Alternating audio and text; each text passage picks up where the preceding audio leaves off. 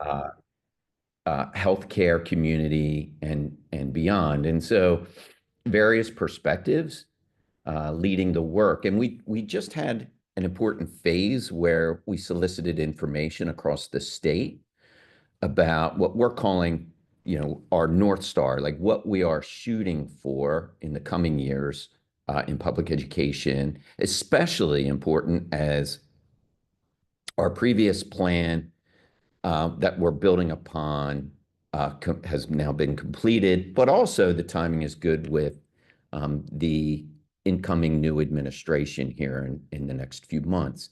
And so everything from personalized learning to supporting teachers in the classroom around differentiated instruction, in this particular case, AI. I had the opportunity to participate in a number of those community engagements, soliciting feedback. And it was interesting that AI continually came up as a topic of interest. I think it's safe to say, generally speaking, but also in education, there's a whole lot of head scratching going on right now. Where does it fit and how does it fit? And today, I don't know that we'll walk away with every answer to every question, but we will certainly dive deeper into it and sort of get our footing, if you would, around what is Delaware's plan. And what you're going to hear is that we are well on our way, but it just needs to be built out a bit. And so I'm going to turn it over to a national expert, CAO of code.org. Pat Yongpradit is joining us. Pat, I'm going to turn it over to you. Thank you, Mark. And thank you, everyone, for participating in this early Monday morning webinar. I'm talking to you from Maryland, so not too far away. I also have a gift for you. It's my slides.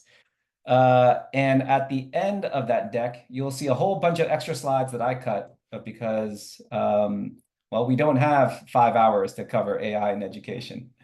I'm going to go ahead and start sharing my screen and get started here. All right. So again, that's the bit.ly link. The title of this presentation is Leading While Learning, because that's what you're being asked to do, Vision Coalition, to lead in this age of AI while still learning about what AI even is. And we are here to help. I am the Chief Academic Officer of code.org. I also lead an initiative called Teach AI with a bunch of partners, ETS, ISTE, Khan Academy, and the World Economic Forum. The whole purpose of Teach AI is to guide education systems in teaching with AI and teaching about AI, and ultimately creating the enabling conditions for systems to thrive in an age of AI, what the Vision Coalition is tasked to do. And when you think about teaching AI, I want you to think about 2 buckets. Teaching with AI, which itself has 3 buckets, using AI as a tool for teacher support, student learning, and school management operations. And then there's the teaching about AI side of things, which is understanding how it works and borrowing concepts from a wide range of fields, including computer science, social studies, math, etc. There's a bunch of people associated with Teach AI, from big tech companies to national teacher associations to international teacher associations and other folks as well. There are also 44 state education agencies, including Delaware. And I'm going to start with my 5 recommendations, and I'm going to end with those 5 recommendations as well. Recommendation number 1, if you haven't experimented with AI yourself, you should. And what I would recommend is experimenting with it as an organization or as a team of people trying to actually solve real-world problems for yourself. The more real you can make it, the better you'll learn about the capabilities and limitations of AI. Number 2, again, Delaware has already started on this path, like Secretary Holodick said, by creating guidance, which Alyssa Moore will be talking about later. But that's state level guidance. Districts need guidance and schools need guidance. So you should create a district level AI committee. You should promote AI literacy in curriculum and instruction. We'll be talking about that later. You should create district and school level AI guidance. And you should build on your existing computer science efforts, because guess what? Computer science teachers already have that slot in the day to at least talk about what AI is, if not the ethical and social impacts of AI. So what is AI? Well, I'm going to do this in a minute and a half, folks. Here we go. Imagine a program that just asked people if-then style questions to see what their symptoms were and what they should do about their symptoms. This is kind of like classical AI. It uses symbols to describe like rules that humans put into a computer, and it creates a very specific output. And if you can imagine thousands of these if-then statements, you can imagine how this might approximate the intelligence of a medical expert in a very certain specific task. At some point, people decided, you know what, maybe we shouldn't give computers all the rules. Maybe we help them learn themselves by giving them algorithms to help them make relationships among pieces of data. And so if you give computers lots of data and you give them the ability to learn, you get something called machine learning. And that's kind of where we're at with AI right now. It goes deeper than that into deep learning.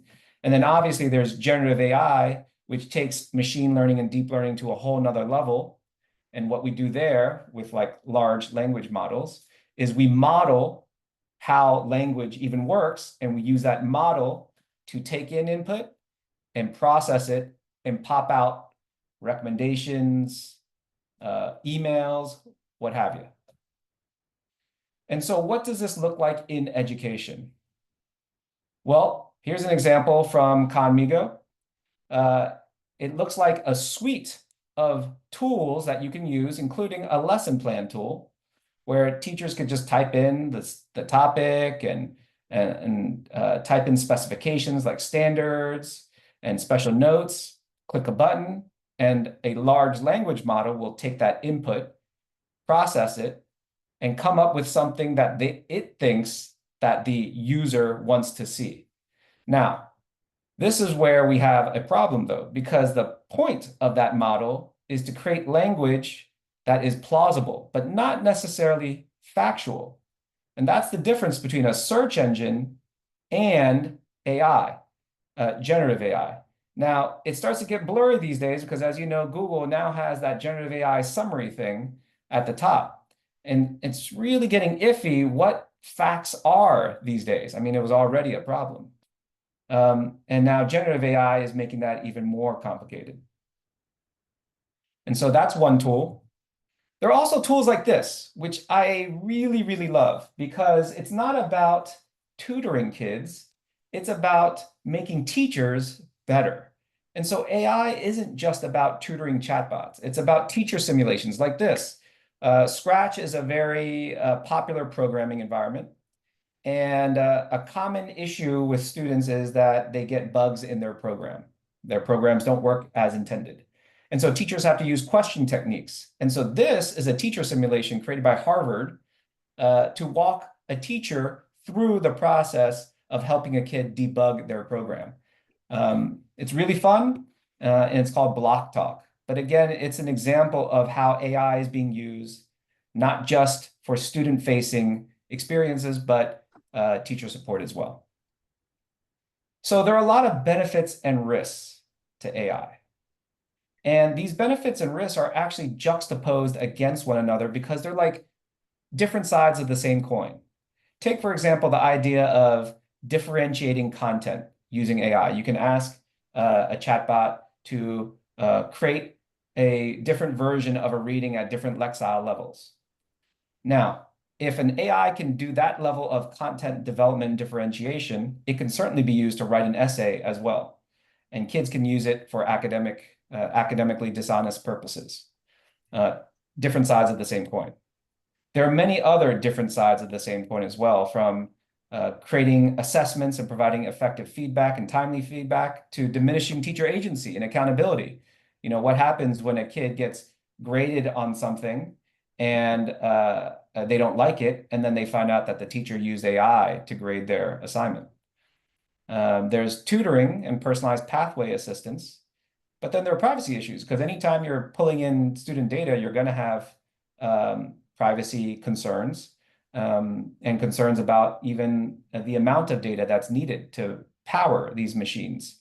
I mean, these tutoring platforms. AI can be used to aid creativity, but then you might get over-reliant on it. And it obviously can improve administrative tasks and tasks in the back office of schools. But those same tasks might also perpetuate social bias. And so there are a lot of benefits and risks. And one of the key risks happening in classrooms right now is related to distrust. And the way teachers are handling the fact that kids are using AI without permission is that they're using Gen AI detection tools, which, by the way, don't work very well and have some pretty strong false positive concerns, especially for certain populations. The ramification of all this is that there's lots of distrust being reported in classrooms. So what do we do about this? Well, we need to provide guidance, folks. And again, Alyssa and the Delaware Department of Education have created guidance at the state level, but we need guidance at the district and school level as well. And Teach AI created these policy resources. You can find them at teachai.org/policy to help guide you leaders. And so they cover what is AI, the impact on the workforce and education, classroom perspectives, the policy landscape, etc. It's both informative as well as it provides recommendations as well. We're going to talk about some of those recommendations right now. First recommendation is fostering leadership. Like I said before, we need to create district-level AI committees. These committees need to do show and tells with one another to kind of share what they're learning. And so the first recommendation is to create that type of task force to oversee policy development in a district. And as an example, at the state level, Utah has hired both a full-time computer science coordinator as well as a full-time AI specialist. They're only one of 2 states in the country that has an AI specialist right now, full-time, dedicated. And that AI specialist is running regional summits and running task forces, creating resources, etc. Promoting AI literacy is the second policy. Here we suggest that you integrate AI skills and concepts where relevant. And California does that by requiring their department to consider AI literacy content in the next revision of instructional materials for 5 different areas that they designated as areas to focus on per AI. And this bill just passed a month ago, so we'll see where it goes. But the idea behind this is to teach about how to use AI as well as how AI works. That's AI literacy. In terms of building capacity, we don't need to just think about teacher PD. We need to think about staff PD. That means guidance counselors, paraprofessionals. It means the secretary in the office. Washington County has built capacity and is now running the PD that's being run is being run by the supervisors who went through the first cohort of professional development. And the secondary teachers that were trained are now working with library media specialists to implement 4 AI lessons this year, grades 6 through 12. And so they're probably in their 2nd or 3rd year of tackling AI in education at a county-wide level, a district-wide level.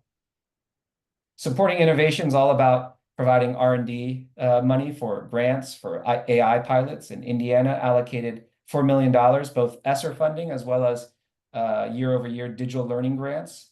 And they made AI an absolute priority amongst those grants. And then the last recommendation is guidance. Now, again, I want to applaud Delaware because Delaware is one of the 24 states that have AI guidance. There are still many more that don't have AI guidance.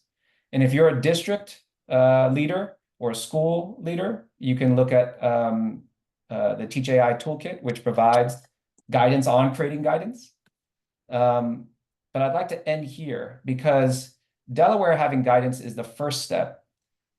Districts and schools need to have guidance as well. And students and teachers want this. In fact, students don't want to get in trouble. Students want to know the bounds, and teachers don't want to get in trouble either. They want to know whether they're allowed to use it with kids, whether they're allowed to use it for themselves. And so when teachers in schools do have that guidance, we don't see as much distrust. We see less distrust, less cheating with AI, and the teachers themselves are actually less likely to use AI detection tools because guess what? There's like bounds or rules for using AI in the classroom now, whether the teachers created that or their school, their district, or their state. So in conclusion, I know this was fast, folks, and that's why I gave you the presentation. We'll do a little Q&A now. But the key takeaway is that we need to create the foundation to make the most of this AI opportunity. That's what the Vision Coalition has the opportunity to do. We don't know where this AI stuff is going to go for the long term, but what we can do is help kids understand the benefits and the risks, the capabilities, the limitations, and help them evaluate the role of AI in their lives. And so I'll repeat the recommendations. If you yourself have an experiment with AI as a professional, as a person, as a citizen, do it. Do it as a body. Do it as an organization. Create a district level AI committee if you're influential over that type of decision. Promote AI literacy in curriculum instruction in relevant areas. You know, it's not just about computer science, folks. It's about many other subjects as well. Many subjects should own a slice of AI.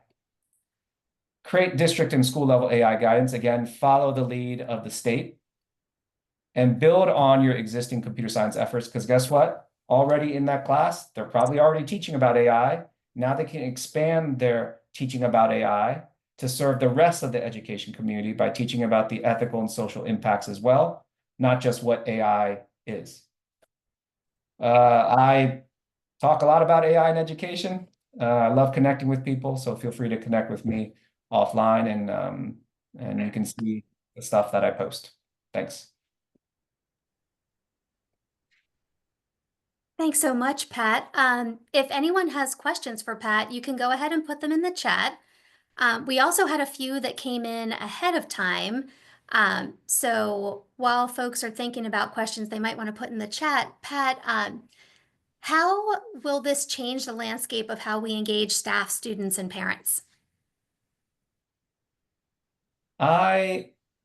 So the purpose of AI in education efforts is not to actually integrate AI in education. It's to improve the things that we were already about in our school systems. So when it comes to engagement, if engagement is already a goal in your school system, AI can be used to improve that. For example, it could be used to improve access to school resources and your website and make data just more readily available.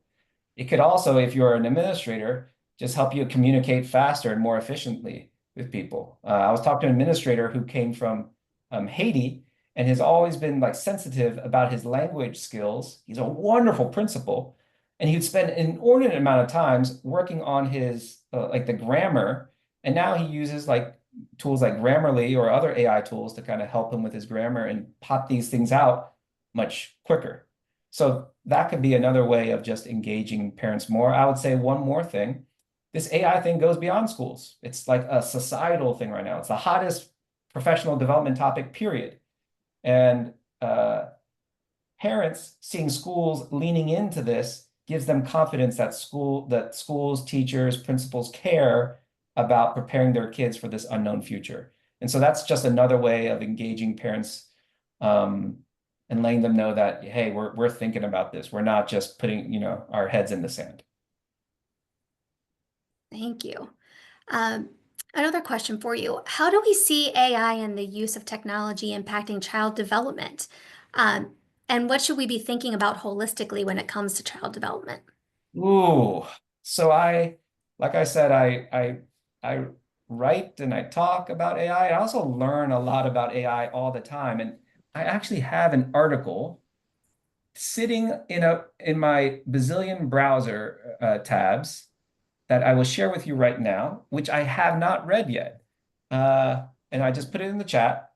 So I'm not an expert in that, Alyssa, but there are experts, and I'm about to read an article from one of those experts when it comes to child development and AI. I will say this: be very careful about using AI in the learning process because you might inadvertently short circuit the productive struggle that actually creates learning in the first place.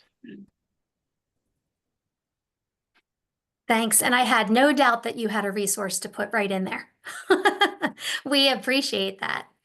Um, so a question from the chat. How can ed tech companies collaborating with education researchers to develop AI tools partner with school districts in the state to collect evidence and ensure we're minimizing the risks and maximizing benefits? Yeah, the partnering. Okay. So sorry, Christina, I'm gonna have to take this one. So the Office of Ed Tech that Christina used to work for just put out guidance for AI ed tech developers. And that's actually, you might think, oh, that's just for the developers. It's actually for school systems as well to help them understand how to partner with developers. So I don't have that link readily available, but someone could put it in the chat. Thanks, Christina. And and that has lots of recommendations for how school systems, how schools can partner with developers. I'll give you one also very practical right now example. I know some of these developers, and I know that they would love to engage with you for your concerns and all that. And so I would say the minimum thing to do right now is just to email in and say, hey, look, I have questions and I have some comments about, or questions or comments about how you can engage with school systems some more. And don't be surprised if they reply like within a day or two. Thanks. Okay, so another question from Rachel. So at a conference, there was some uh, frowning upon AI use by keynote speakers and teachers talking about how in some places AI has been banned in its use in education. How do we deal with that mindset so that we can move forward a little bit more unencumbered as Yeah, we make policy? I live in that world of professors and researchers and academics as well. And they scoff sometimes at what they're perceiving to see per AI and education discussions for two main reasons. Number one, because they're deep into the learning science behind education. And they see AI and education being bandied about as like a panacea or a silver bullet. And so they scoff at that, and they scoff at the lack of research supporting some of these high-scale efforts. Number two, they scoff because they're AI experts. Like they really, really, really know what AI is. And because of that, they also scoff at some of the claims that people who aren't as expert as them make about AI. I will say, and this is apologies to any of my academic folks out there, a lot of those folks don't really engage in school anyway. So their opinions in for good and bad don't matter. For bad, meaning like they have very valid opinions about efficacy. For good, meaning they don't know the needs of teachers and that teachers are drowning in work and they'll take anything to help them. And teachers are adults. They can figure out whether something is safe-ish or not for themselves. So, maybe we shouldn't scoff as much about like adults using it and experimenting, but we should be very careful about kids using AI. Thanks. And maybe one more question. How can AI assist Delaware school nurses with the duties that they perform during the day? Gosh, I wish I knew about those duties and then I'd be able to be super practical. Um, whoever asked that question, I would say open up one of those free chatbots and without typing in any student's personally identifiable information. Tackle a real situation that you're encountering right now, and just treat that chatbot as an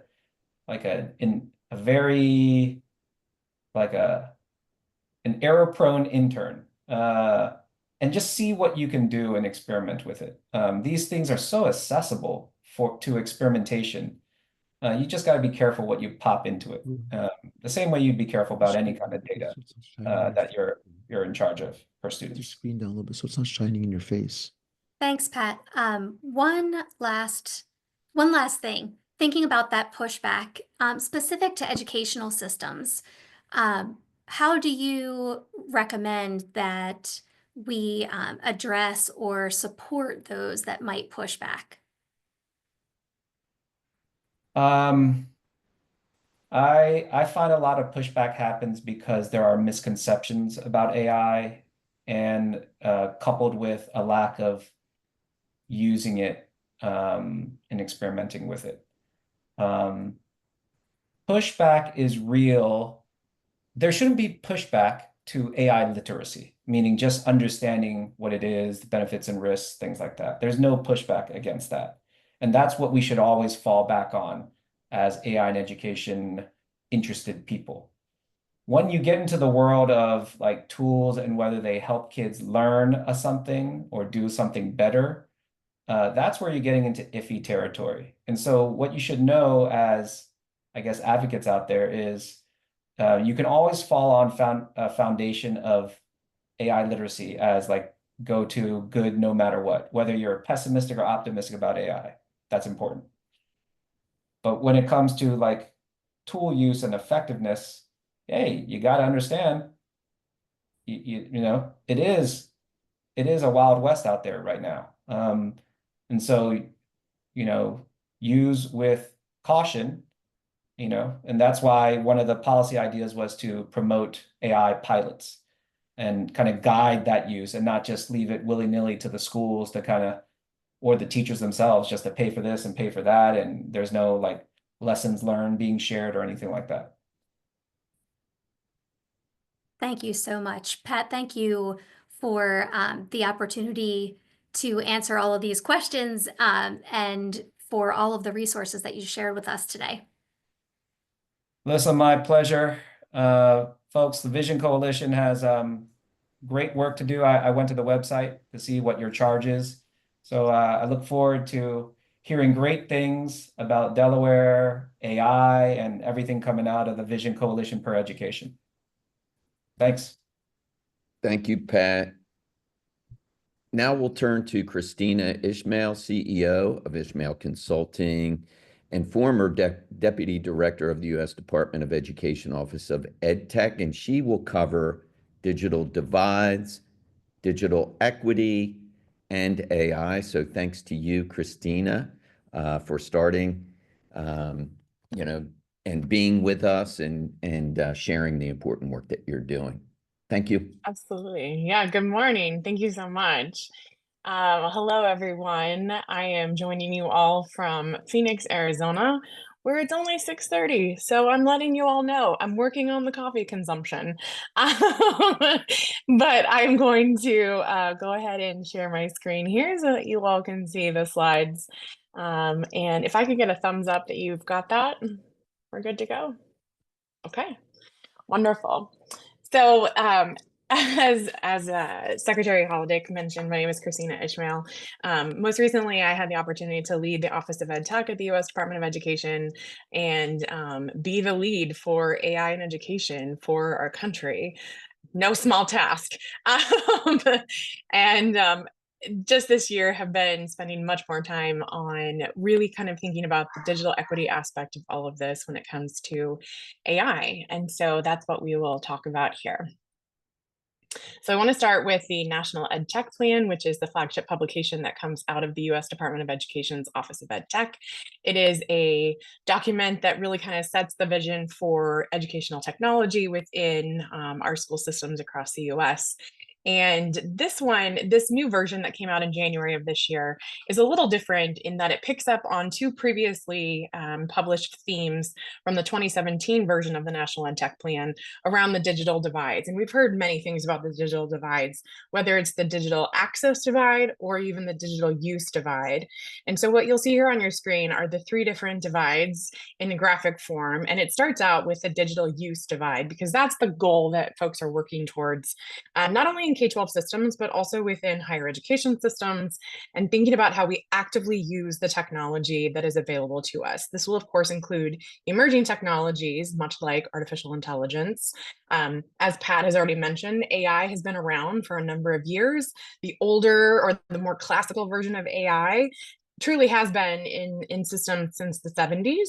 And then we've seen, of course, this boon of generative AI since the release of ChatGPT in 2022. And then from there, all of the different iterations that have happened with large language models. Then you'll see the middle, which is the digital design divide. This is a new divide that was introduced in the 2024 National Ed Tech Plan, which is thinking about if we have the use, or if the goal is an active use of technology, we have the access that we're also working on. What's missing in the middle is the design divide.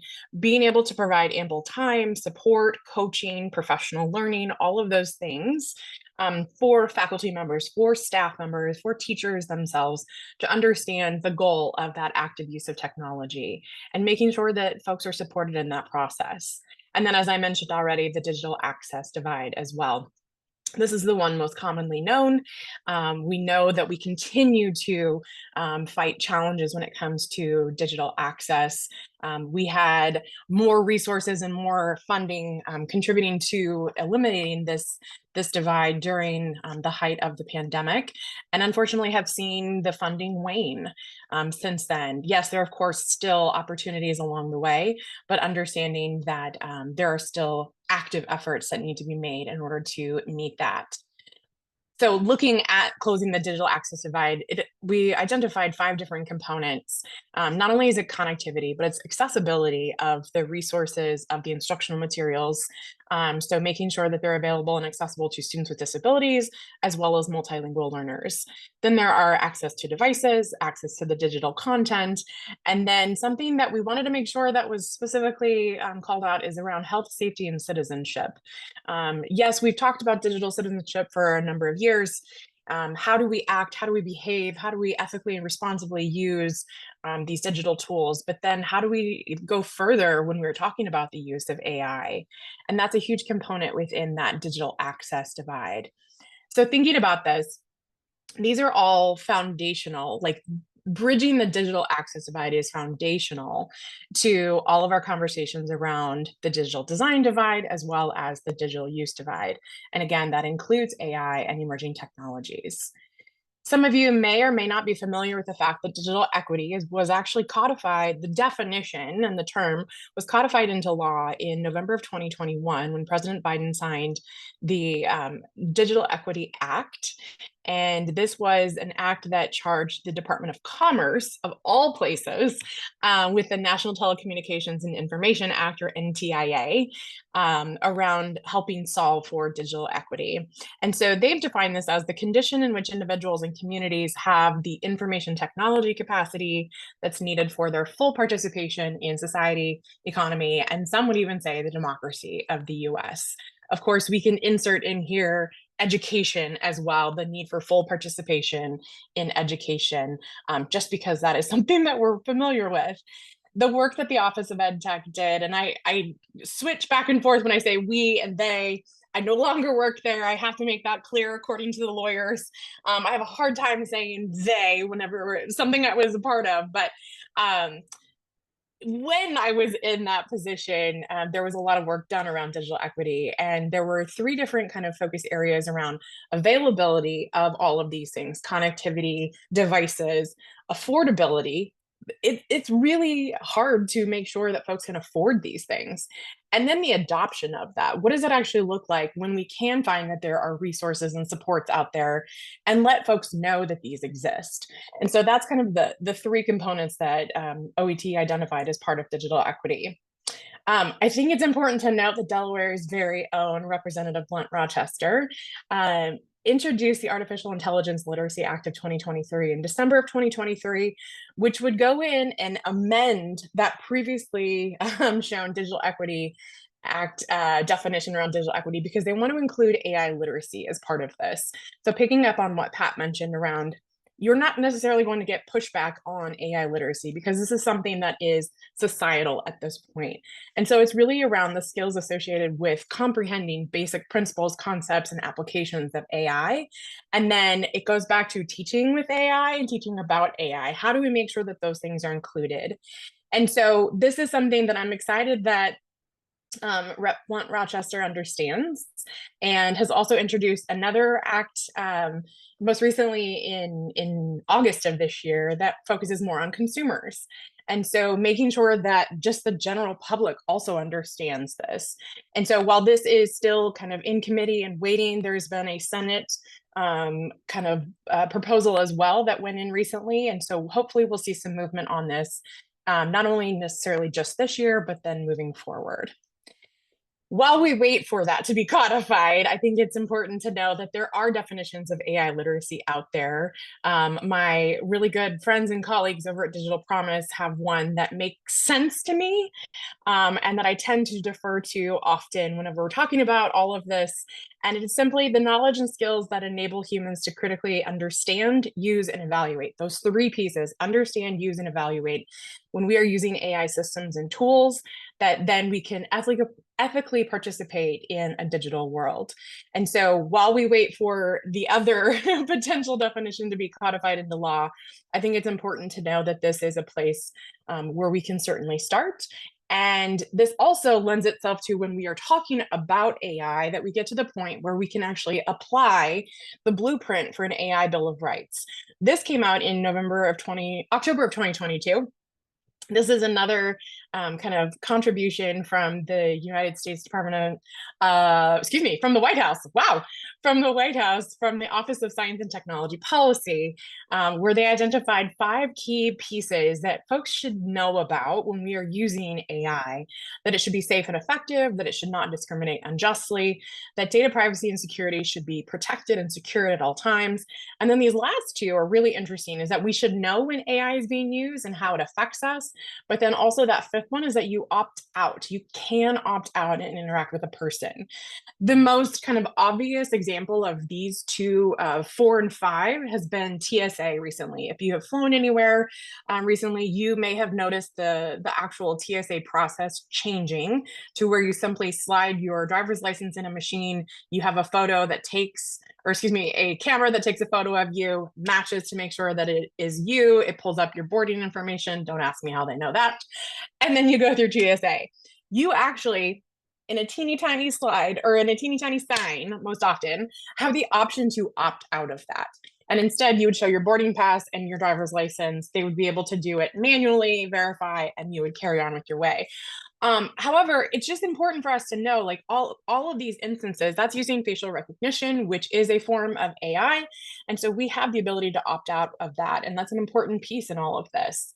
So again, while some of these pieces are kind of being put in place, the blueprint was already published. That is something that folks can work towards. And then I like to look at what that looks like in a K-12 setting. So the KPOR Center and the KPOR Foundation out of Oakland, California, released this guide, Responsible AI and Tech Justice, to be able to talk about this, not only within our systems, but also with students more specifically. And there are 6 core components that I think are really helpful as you all are coming together and thinking about what does our vision for the future look like? And how do we make sure that we're wrestling with like important pieces as we are starting to implement these emerging technologies. So these 6 core components really look at the technology itself, the AI technology creator ecosystem, who is involved with it, how do we know the data that they had where they've gotten their data sets from. So it's interrogating the relationship between technology and human beings. It's focusing on the impact on society, also thinking about the impact on environment has come up more recently. More evidence is coming to light around the required water usage for AI, as well as what it can potentially do as far as climate. The heat sources that come from these large warehouses is an important thing for us to consider in all of this. And so it's really building off of these 6 core components that are tied, again, back to that Bill of Rights, and then overall AI literacy being the goal for us here. I have 2 specific use cases that I think are helpful in all of this, because we have to start somewhere in all of this. As you've heard, Delaware already has their guidance released. You've heard Pat talk about how there also needs to be additional kind of guidance released by a school district and even potentially a building and what that might look like at a building level. Greenville County Schools out of South Carolina, instead of a full-on guidance document or even a full-on policy, decided to issue a statement on generative AI, which I find really fascinating. And it goes back, you'll see these 5 components here on the screen: augmentation, not replacement, very important. That's where that fear can kind of get stoked, like, are we trying to replace teachers? What are we doing? Is it aligned to our pedagogy? Coming back to that question around the digital use divide and how are we actively using the technology? Same could be said for generative AI, of course.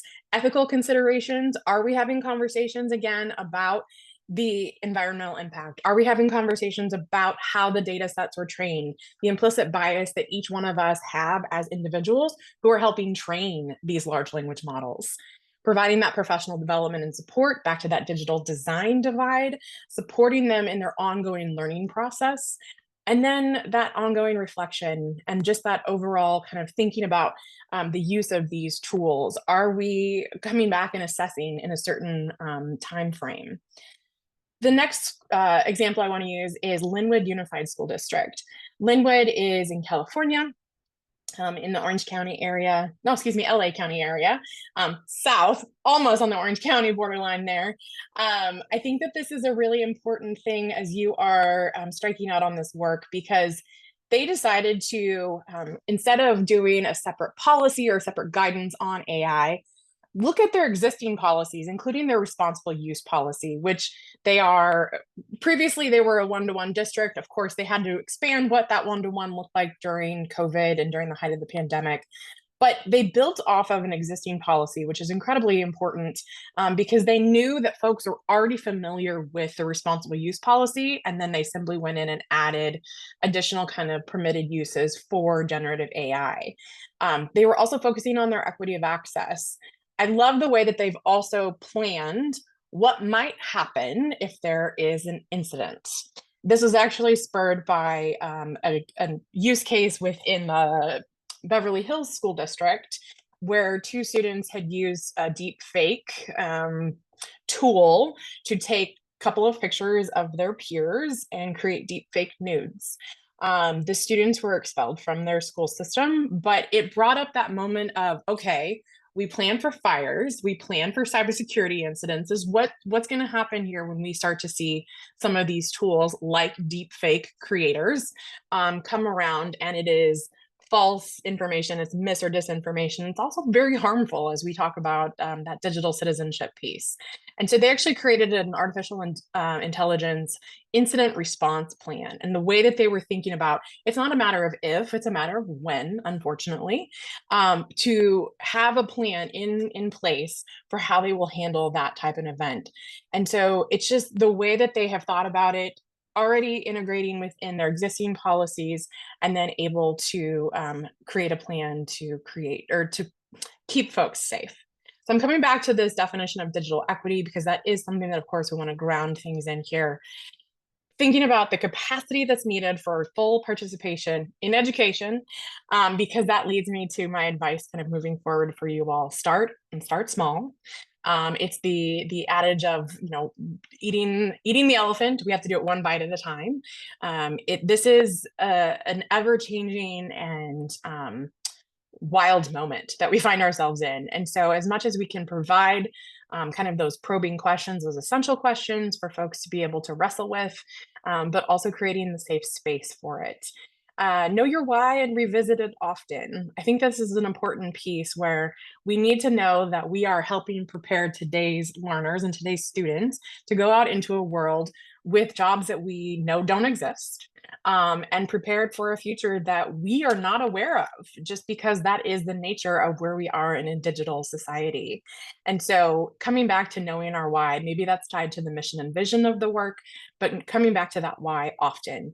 And then finally, I would just recommend that we are human-centered designed. We talk about this a lot within policy. It's much harder than we ever planned for it to be, but including teachers, students, student voice in this is so critical. Parents, caregivers, and the community is also quite significant. So I'm really grateful to hear Secretary Holodick mention that there were already listening sessions happening with community members, because that's a huge piece of all of this as well. Get out ahead of the things and help make people more comfortable with the technologies, even if we don't fully understand them and know what their capabilities are. So that is it. I believe we're going to move into questions now. Thank you, Kristina. Yeah. If anyone has questions for Kristina, please go ahead and put them into the chat. So Kristina, what are some creative solutions to eliminating the digital divide? Which digital divide, Alyssa? All of them. All of them. I know. So as I mentioned, of course, during the pandemic, we saw a significant increase in funding for the digital access divide in particular. So the emergency broadband benefit that then turned into the affordable connectivity program. Unfortunately, Congress did not fund that again. And so we are back to some of the kind of pre-COVID programming that existed. Lifeline is one of those that is offered by the Federal Communications Commission, or FCC. That is a subsidy for folks that qualify. Most of our students that are on free and reduced price lunch, if they are using SNAP benefits or WIC benefits, they would also qualify. And so there are ways to get families involved in that pretty easily, where they would get, it's a $9.50, I believe, $9.25 actually, stipend to help cover some of these costs. So coming back to that affordability piece. So we've also seen some incredible private public partnerships with folks where they're sharing the costs of these things. And just in general, it's that idea of we're not competing with one another, because we are here to benefit all of our learners in our community. And so it comes back to that as well. Thank you. How do you maintain the integrity of learning assignments and comprehension with the ability of students to use AI? Woo! Just going right for it, aren't we? Lots of big questions today. I know. So I will actually, let me pull up a link really quick because I want to make sure that I have it correct. But Leon Furza's work out of Australia is actually something that I've been referring to quite a bit in this space. And the reason why, because they'd started some of the work. Oh, I'm trying to even think. It's been 2 years, I think, since they first came out. If you've had seen or heard anything about the stoplight and how we think about AI use within a school system. Red means no go, to green, yes, you're welcome to use it. They iterated on that within higher education as well as within primary and secondary in an Australia setting. And so this is the updated AI assessment scale. It's not assessing AI. Sorry, that's there's some language issues there, even though Australia is an English-speaking country. This is designing for the use of AI. That's really what it's set up for. But they have a number of ways of looking at it from, again, they're iterating on it and heard that there needed to be a couple of different options that were part of that. And so I think we have a moment not only to really look at the instructional models that we're using in classrooms. Do we want the traditional, sit and get or stand and deliver, whichever way you want to think about it, to more inquiry-based learning, to project-based learning, really looking at real-world applications. How do we get to that point? And then can we use AI in that process? We're also seeing some changes as far as higher education, even whether it's assessment, and that they are doing more creative assessments within actual courses instead of doing anything that is submitted, so in person. And that is even changing the admissions process within higher education. There are some schools that are already making changes as far as the personal essay, because there is always the possibility that folks could use generative AI. So instead, they're doing interviews. So we're going to start to see some changes as far as all of this is concerned as well. But I do really like this scale because I think it's helpful in thinking about this specific question in the application. Thank you. And thank you for all of the great resources, including that one on the fly. Yeah. One more question for you. Oh, maybe two, actually. So from the chat, what role do you see AI playing in improving reading scores for K-12 or K-5 students? K-5 students, I know. So this is my background. This is early childhood and elementary. I also taught multilingual learners in Omaha, Nebraska, as well as students with disabilities, of course. And so I've been pleasantly surprised by some of the tools that I've seen so far. The very first one was in March of 2022, when I was at South by Southwest EDU. I was introduced to the team from Soapbox that are Ireland-based. And then came over. I do believe that they have recently been acquired by Instructure, who run Canvas. And so there's now that affiliation. However, what I personally loved about it was seeing, I spent many an hour taking students out into the hallway to do their running records, to assess for their overall reading fluency as well as comprehension, and to see how the tools are now doing that. And they're recognizing different dialects, accents, different things like that, and are able to actually see, to use that with students and then capture what their fluency and their comprehension rates are, and then going in and making recommendations for tailored instruction after that, that can then improve and help them move on up into their reading. The other one that I recently just joined, I'm an advisor on an IES funded grant that was just given to Digital Promise, focused on multilingual learners using a product called Amira Learning. And that really is, I mean, outside of the fact that we're focusing on this project on multilingual learners, their use cases and their data so far show some incredible reading scores growth overall. And I'm excited to see what that looks like, because they have applied the learning scientists from the researcher side of things into their product. You may think it's not as cool as some of the other ones out there.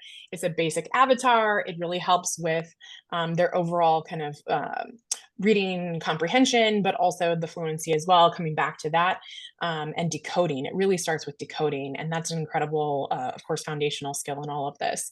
So I think we'll start to see some more tools like that hopefully proliferate in the market, because I know that there are a lot of other tools that are focused more on the teacher productivity side versus in the hands of learners. But again, it comes back to that question that you asked earlier of Pat around just our overall kind of benchmarks in child development. So making sure that we're using it in conjunction with another human, and keeping it in kind of the human at the center, of course. Thank you so much. What considerations or cautions would you give to Delaware as we're moving through this space and this work? Yeah, I'm gonna be really honest with you all. As the former lead of this work in the country, I was incredibly optimistic. And I say was, because the optimism has waned. And I'm trying to be much more realistic and pragmatic about all of these things. And so I think the guidance that Delaware has already set up for schools to be able to start to think about their own application and their own implementation is incredibly important. But we have to have those hard conversations. I've already mentioned the environmental impact. This is something that is worrying me more and more. And so I think that it's just important to note that you're going to get some of these questions, and you have to have the conversations to get started. And so while the White House called me overly optimistic, I would like to think that I'm still optimistic, but also trying to be realistic in this. And so I would advise you all to do the same. If it is easier for you to think about bucketing kind of the work itself, maybe you think about not necessarily putting AI in the hands of learners right away. Instead, focus on a district's business or operations. Instead, focus on teacher productivity. And then once folks get a little bit more acclimated to it, then how are we going to do it while we're building up those AI literacy skills? And so again, it starts small, but think about what is going to be the most realistic as far as how you all are going to be able to move forward in this. Kristina, You're welcome. Kristina, thank you. Yes. Thank you very much. Yes. We do appreciate your insight and the advice you just gave, and sort of a perfect transition over to Alyssa now, who is with us here at DOE, to give us a sense, if you could, Alyssa, of the landscape here in Delaware, including this AI commission that I had referenced earlier, the recent guidance that the commission, really you and others, released, and what the ongoing work in Delaware looks like. Absolutely. So to start, I think the first thing that's important to talk about, there's several different things that are happening in Delaware, all happening, running parallel to each other, integrating with each other. And so the first thing I want to talk about is the Delaware Artificial Intelligence Commission. So that was established by HB 333. The chair of that commission is Representative Krista Griffith, and we have had one meeting so far, and our next meeting is coming up actually this week, later on this week on Thursday. That commission, those meetings of that commission, they are public meetings, so anyone can access them. The link is in the public meeting calendar for Delaware.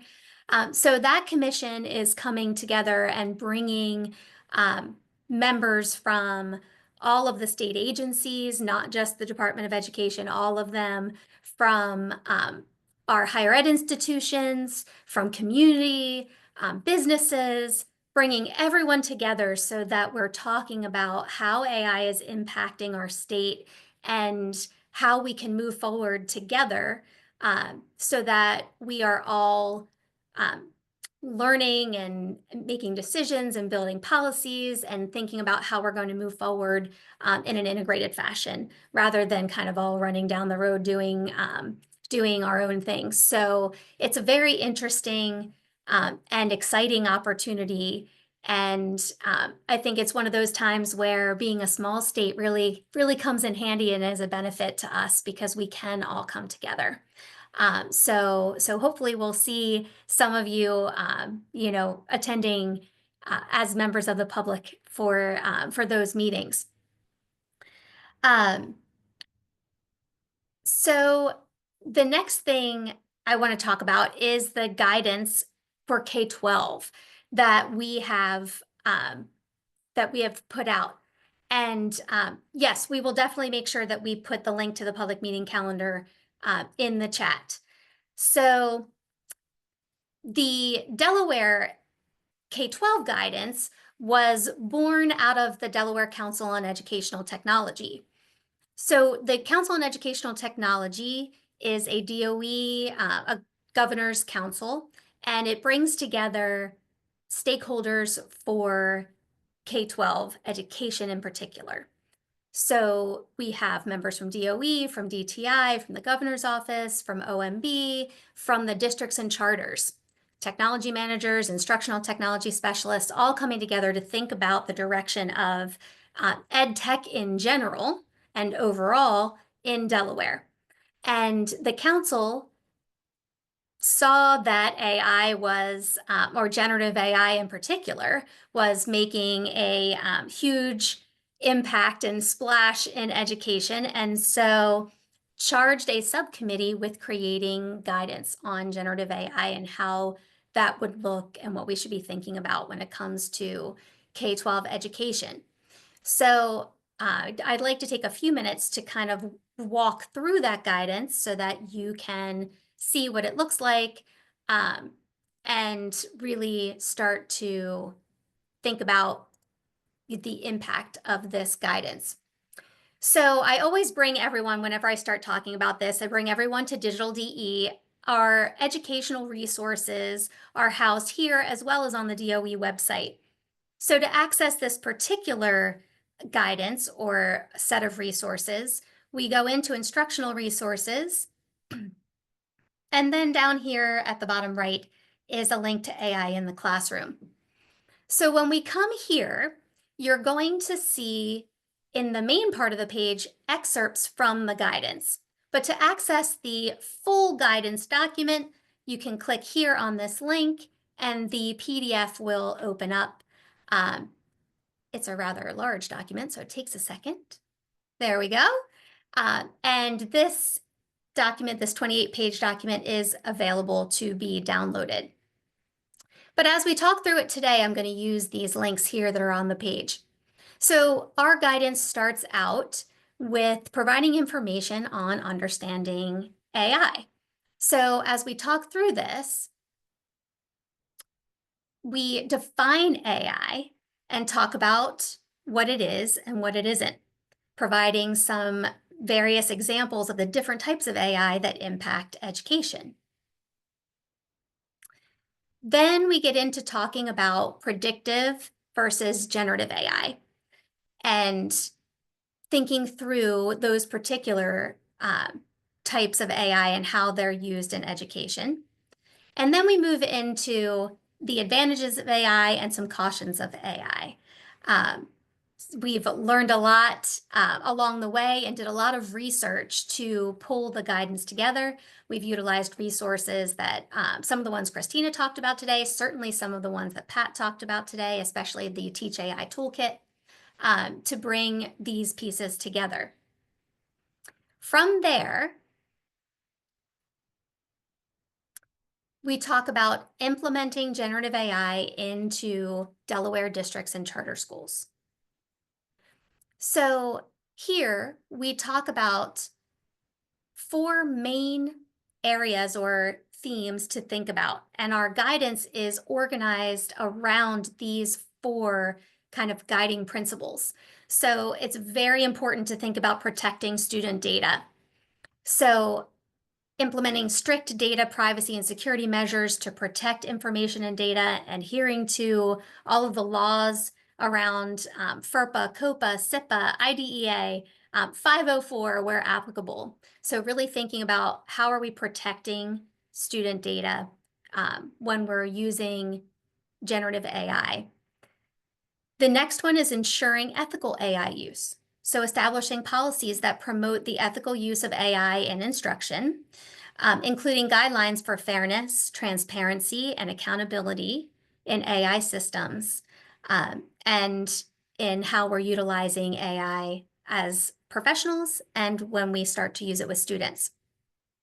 The next piece is promoting equity, ensuring that all students have equal access to AI-enhanced learning opportunities and addressing the digital divide and promoting inclusivity. And the fourth one is enhancing learning. So guiding the development and selection of AI-driven content and resources that are pedagogically sound and aligned to educational standards. So as we move through the guidance, you're going to see the information organized in these 4 ways. We also get into talking about and thinking about managing generative AI platforms and evaluating those platforms. The ones that may already exist in terms of educational programs, software, curriculum that may be integrating AI tools into their product that we already have contracts for, and being able to evaluate those that we may not be utilizing yet. So it's really important that we think about that from both of those perspectives. After that, we start to talk about integrating generative AI into the classroom. So here, when we're talking about protecting student data, we are talking about making sure that we are following all of those guidelines and standards, but also that we are teaching our educators and staff and students how to protect their own data when utilizing these systems. That brings us back to our media literacy legislation, to AI literacy, and really teaching our educators and students how to be informed consumers of information and how to be informed and knowledgeable about protecting themselves and their own data. We talk about ensuring ethical use of AI in the classroom, and also promoting equity. And we get into some of the issues or challenges that could arise when we're talking about AI in education. So we touch on plagiarism, on integrating AI into lessons, about academic integrity, information bias, and the awareness of keeping an eye out for when AI may be being used inside of the tools we already have when we may not have expected it because it wasn't there before. We also get into talking about how is learning enhanced by utilizing generative AI in classrooms and and integrating into our instruction, and some best practices around integrating generative AI. We also talk about AI in the SAMR model, getting into some of the same aspects of some of the tools that Pat and Kristina put out there, and talking about benefits and risks and risk mitigation around generative AI and student learning. So talking about some of the things that can really be helpful, some of the things that we might need to think critically about, and then providing some ideas on how could some of those things be addressed.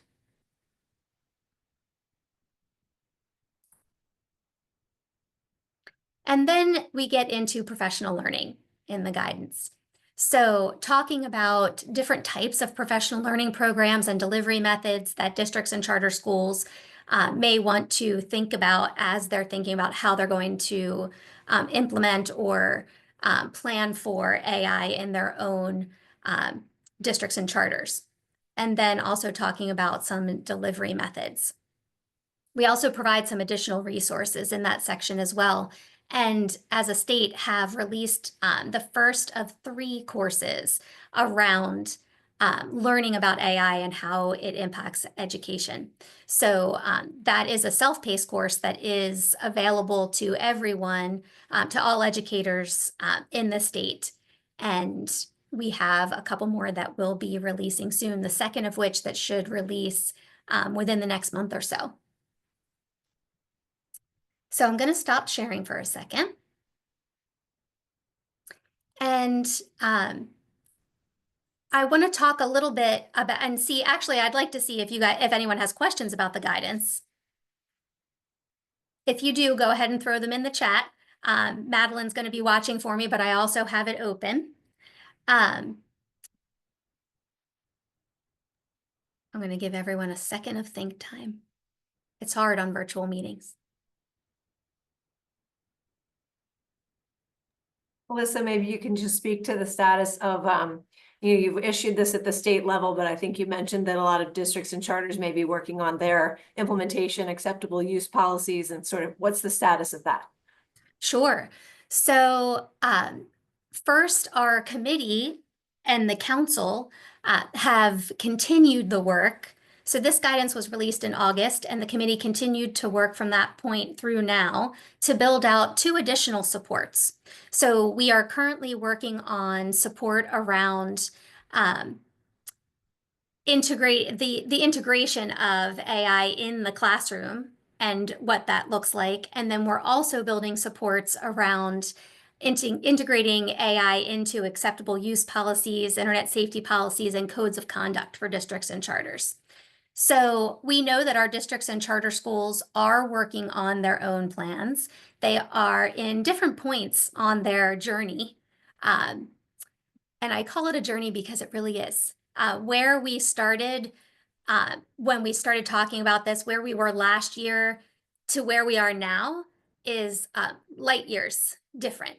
And I completely expect that where we are in a month, 12 months, 2 years will be completely different than where we are today. And that's the great thing about instructional technology and AI in general, is that ability to evolve. And the fast pace of technology kind of keeps us on our toes and keeps us moving forward. So we have several groups that meet on a regular basis to talk about where their districts and charters are. So our instructional technologists across the state meet monthly in digital learning cadre, where they're sharing information around what's happening with the integration of AI. Our curriculum directors meet monthly as well.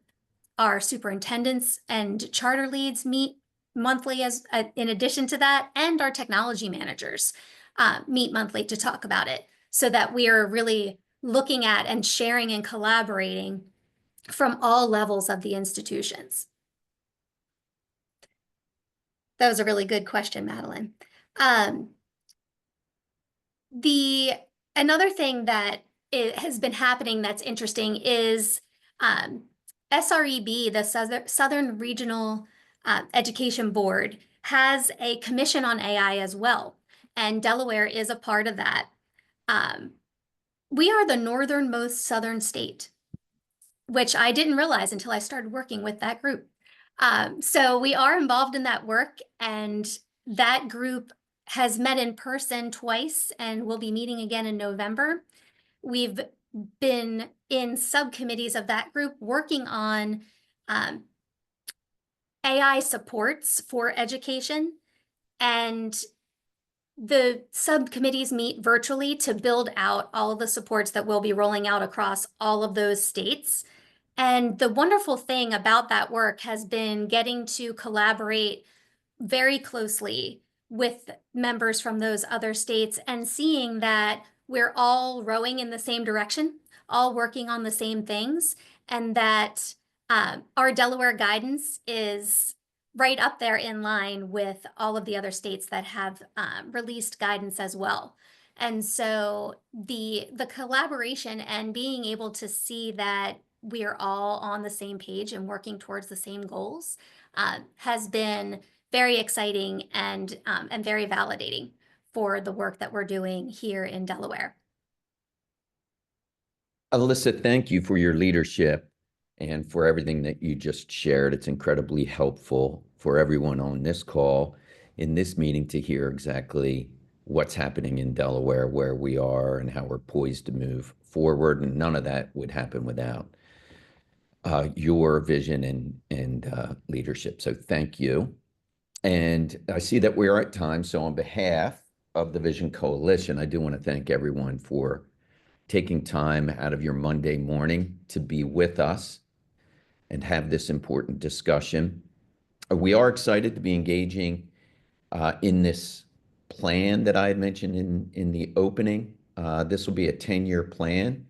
And as Student Success 2025 wraps up, we now look into the future. And there are a number of people in this meeting who have been participating either directly on the steering committee, part of the leadership team, or just perhaps a working group member. So stay tuned for that release, the release of that plan. Sign up for our communication list. And again, great seeing some folks I haven't seen in a while, or at least seeing names. Hope everyone is well. Have a great week ahead. Take care, everyone. Thank you.